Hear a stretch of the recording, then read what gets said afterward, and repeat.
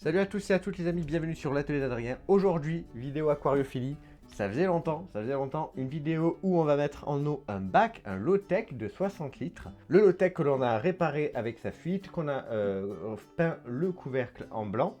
Alors, petite précision, parce que je te vois toi dans les commentaires à commencer à écrire que c'est pas un low-tech parce qu'il y a de la technologie dedans. Oui, il y a de la technologie dedans. On a une rampe LED, on va avoir un chauffage et pour une rampe LED, il faut une taille 1 minuteur. Et du coup, j'ai carrément pris le minuteur Lightwave que je vous avais parlé quand je vous ai présenté la rampe. J'ai acheté ça donc pour pouvoir faire donc, le lever du soleil et le coucher du soleil un peu plus soft que juste le clac, ça s'allume. Alors oui, il y a cette technologie là, mais avant d'écrire son commentaire comme quoi c'est pas vraiment un low-tech, je t'invite à patienter un petit peu. Sur la chaîne va sortir une vidéo où vous aurez ma vision de l'aquarophilie de low-tech, ce que moi je considère comme du low-tech. Et voilà, je vous aurai tout ça très bientôt sur la chaîne. Du coup, bon, la rampe LED, vous la connaissez, je l'ai présentée. Au niveau du chauffage, c'est un JBL ProTemp 100, donc qui fait pour les aquariums entre 50 et 160 litres.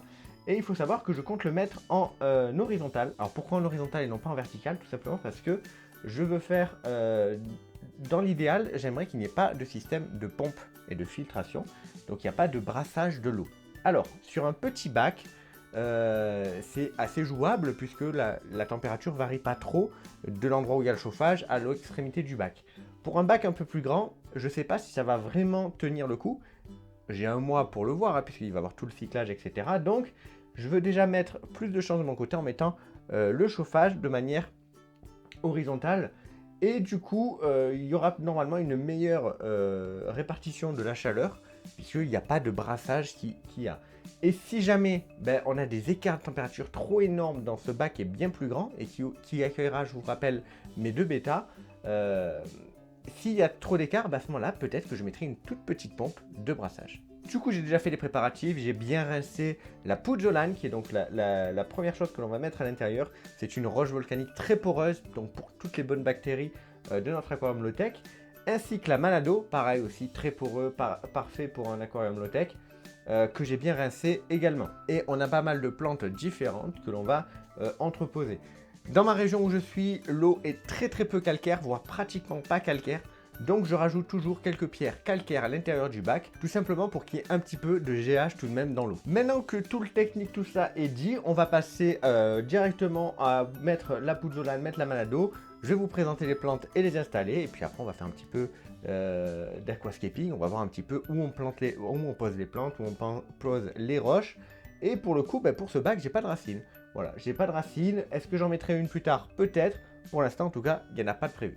Et je rappelle que l'aquarium est posé sur un meuble que l'on a fait nous-mêmes. Pareil, vous aurez les vidéos dans la description et les vidéos sur la chaîne de tout ce petit projet low-tech. Alors, c'est parti, on va mettre la pouzzolane et la Manado.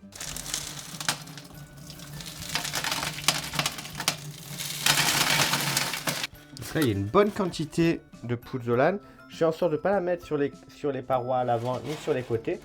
La Manado prendra bien la place. Mais là, on a une bonne quantité pour accueillir toutes les bactéries. Il y a un peu d'eau, hein, c'est l'eau que j'ai utilisée pour la rincer, mais c'est pas gênant de toute façon, vu que de toute façon, comme je vous l'ai dit, il va avoir un cyclage d'au minimum un mois, hein, puisqu'on est sur du low-tech, on n'est pas sur de l'aquarium filtré. Donc on est sur minimum un mois pour le cyclage de l'azote, etc.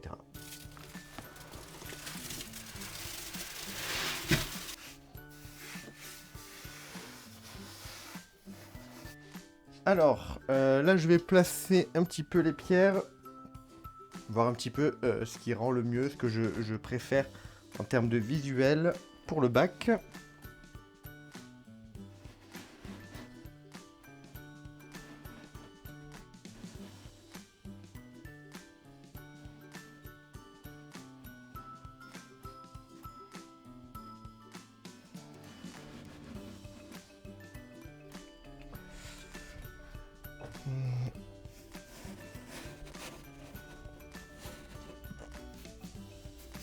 J'aime bien l'idée de pouvoir que le poisson puisse naviguer entre les roches comme ça.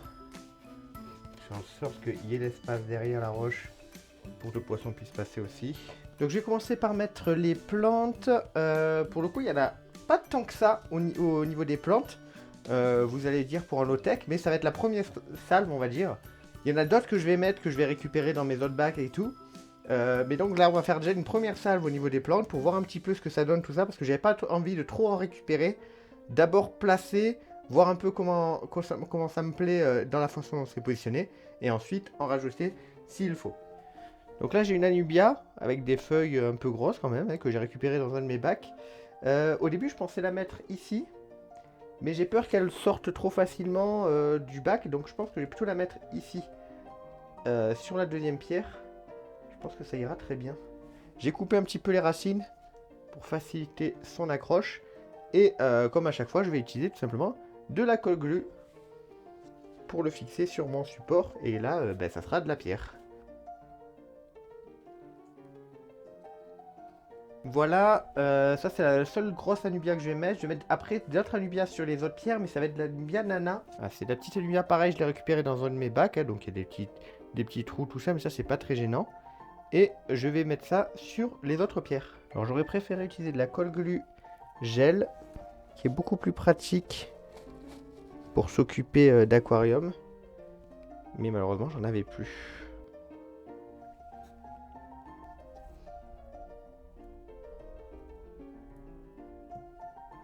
Je vais couper les racines qui pourraient être en contact là, avec le sol. Parce que les anubias ne sont pas des plantes qu'il faut planter dans la terre. Si je dis pas de bêtises, en plus, les racines, si elles sont dans le sol, pourraient tout simplement pourrir. Voilà pour ce qui est des anubias. Hop, on va donner un petit coup de vapeau hein, pour éviter que les plantes ne sèchent. C'est très important quand vous faites un bac. Toujours avoir un vaporisateur à côté de vous. Alors je commence après les anubias à mettre une Pogosternum octopus. Ça va être une plante de fond. Avant de continuer à planter, pour pas que ça me gêne après, je vais mettre le chauffage. Qui du coup, bah, dans un premier temps, sera quand même pas mal voyant. Mais à terme, avec la pousse des plantes, etc., on ne devrait plus le voir. Puisque un low-tech, vous vous rappelez, ce que vous voyez principalement, c'est du vert. Hein, et pas qu'un peu, normalement. Donc là, je vais mettre un bouquet de Cyperus elferi. Alors, une petite Rotala Waliti, que je trouve vraiment très très jolie, parce qu'elle a le bout rose. De toute façon, vous le verrez. Donc elle a le bout rose-rouge, vous le verrez quand on les plantera. Donc là, je suis pas arrivé à séparer le truc. C'est vraiment quelque chose de compact. Donc c'est pas grave, on va mettre le petit ensemble. Et ben, c'est un peu comme toutes les Rotala. Hein, ça va faire d'autres tiges que je pourrais couper et bouturer petit à petit. Mais pour l'instant, ça fera un petit bouquet. Alors, j'ai tenté aussi de mettre pas mal de plantes un peu rouges. Donc, comme la Rotala, il y a le bouquet rouge. Celle-là, c'est la Ludwiga SP Super Red. Donc, je sais que la plupart des plantes rouges, elles ont plus besoin quand même d'apport en CO2, etc. pour subvenir. Mais je me suis dit, on va essayer, on va voir ce que ça donne. Donc, je vais la mettre sur le flanc droit donc de l'aquarium, sur le côté droit du bac. Donc celle-là, je l'ai trouvé vraiment sympa avec ses tiges bien rouges. C'est une Rotala avec un nom un petit peu long, Rotundifolia Orange Juice. Donc j'ai trouvé aussi assez sympathique et que je voulais essayer.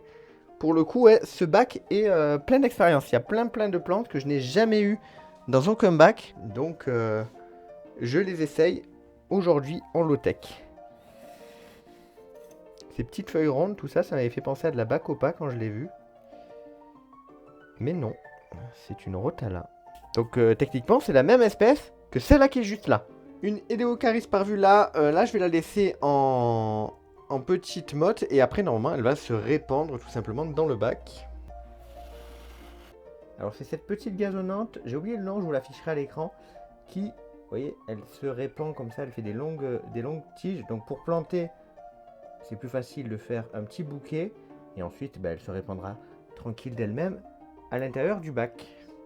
Et autant vous dire que c'est une gazonnante très résistante. Parce que concrètement, moi je l'avais dans un bac où il n'y avait plus de lumière du tout. Il n'y avait plus de lampe. Il n'y avait pas de chauffage. Je m'en occupais pas du tout de ce bac. C'était un bac qui était un peu à l'abandon. Il n'y avait pas de poisson, il n'y avait rien dedans. Et juste avec la lumière du jour de temps en temps, donc de la journée, cette plante a survécu. Et elle s'est même un petit peu répandue.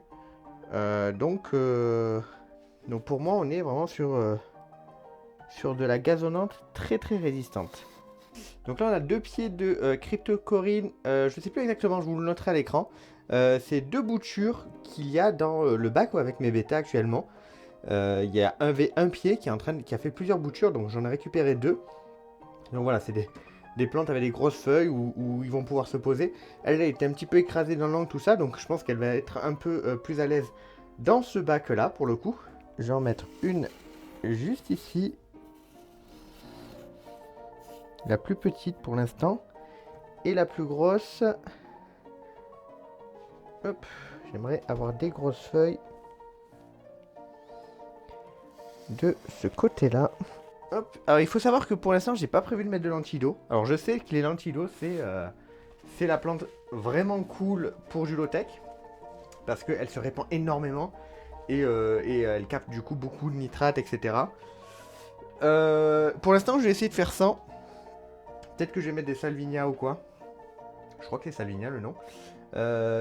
Qui se répandent un peu plus lentement ou quoi, mais qui sont quand même des plantes de surface. Parce que je vous avoue que les lentilles d'eau, surtout celle que j'ai actuellement moi dans mes bacs, c'est la toute petite, elle est infâme, elle va partout, elle se colle partout, c'est vraiment horrible. Et elle se répand tellement vite, c'est infernal. À une époque j'avais des lentilles d'eau un peu plus grosses que celles que j'ai maintenant, mais celles que j'ai maintenant vraiment c'est une tannée, et j'arrive pas à m'en débarrasser de certains bacs. J'y vais à l'épuisette, j'en pêche tellement, et malgré tout une semaine après il y en a tout autant. Donc pour ce bac je vais essayer pour l'instant de pas mettre de lentilles d'eau. J'ai bien rincé toutes les plantes qui viennent des autres bacs pour éviter de ramener des lentilles d'eau, donc normalement il n'y en aura pas. Et voilà, je verrai de mettre autre chose sûrement en plante de surface, parce qu'il en faut quand même, surtout qu'on est sur des bêtas, donc elles aiment bien quand même pouvoir se cacher, etc. De la lumière directe. Donc il y en aura, mais dans préférence pas des lentilles d'eau. Je vais essayer de trouver autre chose qui puisse faire l'affaire. Comme je vous l'ai dit, de toute façon là ça va être vraiment un back test. C'est 60 litres, honnêtement. Il va y avoir 2 poissons dedans, 2 bêtas femelles. Donc rien que là, il y a plus de plantes qu'il y a actuellement dans leurs 20 litres. Donc voilà, je m'inquiète pas. Hein. C'est sûr que si on voulait une population un peu plus grande, il faudrait encore plus de plantes. Mais pour seulement 2 bêtas, je pense que ça devrait aller. Au niveau de la pousse, on a quand même des plantes à pousse rapide là-dedans. Donc on va voir ce que ça donne. Pour le moment, on va mettre le bac en eau. Et puis on va brancher tout ça. Le chauffage, il est réglé à 28-29 degrés. C'est une très bonne température pour les poissons. Et je sais qu'il va y avoir quand même des différentes températures à certains endroits. C'est pour ça que je l'ai mis quand même au proche de 29 degrés. Et je pense qu'on est pas mal pour le coup. Alors c'est parti pour la mise en eau. Hop, je suis à sorte de petit bol avec du sopalin assez épais du coup. Alors j'aurais préféré utiliser un sopalin sans encre, mais bon. Ça fera l'affaire, surtout que, comme je vous l'ai dit, il y a quand même plus d'un mois de cyclage avant de mettre les poissons, donc je m'inquiète pas trop.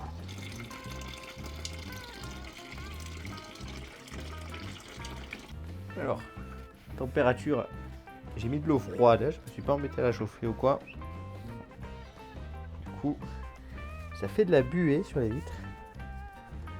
Donc comme d'hab, on a des plantes qui se sont déracinées. Alors il y a un minuteur là, je l'ai mis pour l'instant sur la vitre sur le côté, ensuite ça sera fixé sur le bois en dessous. Mais le petit minuteur, donc avec le système de lever de soleil et coucher de soleil. Pour commencer, on va commencer avec 8 heures d'éclairage pour arriver progressivement sur le 10h, 10h30 d'éclairage par jour pour un low-tech. C'est 10 heures, c'est bien le minimum. Vous pouvez passer normalement à 11 voire 12 heures. Si tout va bien, que votre lampe n'est pas trop puissante, etc., que vous n'avez pas l'apparition d'un lit. Bon, là, le chauffage est branché aussi. Il y a toujours un petit peu de condensation dessus parce que la pièce là où on est fait très chaud par rapport à l'eau que j'ai mis. Malgré que ça faisait un petit moment qu'elle était dans les bidons, ça n'a pas suffi à la réchauffer assez pour pas qu'il y ait de condensation sur la vitre. J'ai eu quelques plantes qui se sont déracinées, mais pas tant que ça au final. J'ai eu un peu de manado qui flotte, mais ça c'est pas très grave, je l'ai retiré avec l'épuisette. Malheureusement c'est de la manado perdue, hein. faut savoir que la balado qui flotte, normalement elle ne recoule pas. Et quand vous la rincez, vous allez en jeter une bonne partie, mine de rien, qui flotte. Alors j'ai pas essayé de la faire bouillir. Peut-être qu'en la faisant bouillir, c'est s'il y a de l'air qui est coincé à l'intérieur de la Manado et qui la fait flotter, peut-être que le fait de faire bouillir, ça détruit, ça fait s'échapper cet air et après vous retrouvez de la Manado qui va couler. J'en sais rien, j'ai jamais essayé, donc n'hésitez pas à me dire dans les commentaires si vous avez un peu plus d'expérience là-dessus. En tout cas, je suis content du résultat et du rendu pour l'instant. Malgré les quelques plantes, finalement, le chauffage est assez bien caché pour le coup. Là, on va laisser tout simplement l'eau monter en température. On va laisser le bac se faire. Je vais l'essuyer de temps en temps quand même pour pas avoir de l'eau de condensation qui coule un peu trop. Parce que là, vous voyez, elle se forme non-stop. Hein, c'est infernal. Mais voilà, c'est juste le temps que la température se régule. Et une fois que ce sera régulé, on sera bon et on va le laisser comme ça cycler pendant au moins un mois en surveillant évidemment les paramètres pour être sûr que le bac puisse accueillir nos deux petites bêtas femelles. Le but évidemment est qu'il y ait des plantes assez denses, beaucoup de cachettes, beaucoup d'endroits où se planquer. Donc même si dans un mois il est cyclé mais qu'il n'y a pas assez de profusion au niveau des plantes, il n'y a pas assez de cachettes à mon goût, et ben je les mettrai pas parce que je veux pas que là actuellement dans leurs 20 litres avec toutes les cachettes tout ça, il n'y a aucun problème, elles s'entendent bien, elles font pas la guerre. Donc j'aimerais éviter de créer un conflit en les déplaçant dans ce bac là, donc je ferai en sorte que déjà dans ce bac là on ait un maximum de cachettes, un maximum d'endroits où on va pouvoir se sentir à l'abri et en sécurité, et comme ça pas de conflit pourrait être créé. Bon, on va laisser quand même la température se stabiliser et je vous montrerai un petit peu le rendu tout simplement de cet aquarium de plus près. Voilà ce que donne l'aquarium le lendemain. Donc je sais pas ce que vous en pensez, mais moi je trouve ça vraiment sympa. Il n'y a pas encore énormément de plantes au final dans un low-tech, mais elles vont toutes progresser, toutes prendre de la place, donc je m'inquiète pas. Pour le coup, je trouve le rendu vraiment sympathique. Au final, même là avec peu de plantes, le chauffage, il se voit pas tant que ça, vraiment. J'ai fait le choix de ne pas mettre de fond derrière, donc il n'y a pas de fond noir. Est-ce que c'est une erreur ou pas? Parce que vous voyez, on voit les câbles. Je sais pas, on verra à terme, une fois que les plantes auront poussé, si vraiment ça me gêne. Soit je mets un fond noir, soit je mets un fond juste un petit peu genre vert glacé, voilà, un peu flou, qui ferait le taf aussi. Mais en tout cas, voilà, moi je suis très content du rendu. Alors, je vous disais, la Rotala, voilà, la Rotala, je la trouve vraiment très très sympa avec les pointes des feuilles en rouge. J'espère qu'elle va tenir le coup. Donc, il ne me restera plus qu'à récupérer un petit peu la Manado. Et là, on est parti sur un mois de cyclage avant que celui-ci soit opérationnel pour recevoir les poissons si et seulement si il y a assez de plantes qui ont poussé, il y a assez de cachettes, etc. Alors il faut savoir qu'au toucher, en tout cas, j'ai l'impression que la température, elle est stable à peu près partout, même en profondeur. Je me demande si c'est pas parce que justement, en fait, comme ça chauffe une grosse partie au bas, l'eau plus chaude monte en surface, l'eau plus froide descend, et ce qui fait au final un mouvement de l'eau via la chaleur. Je vais voir ça d'ailleurs avec un petit thermomètre. Alors vous voyez là, je suis à 31, 31, 31, je suis à 31 un peu partout. Donc c'est plutôt stable et c'est pas le thermomètre qui a un souci, hein. Il suffit que je monte, vous voyez, hop.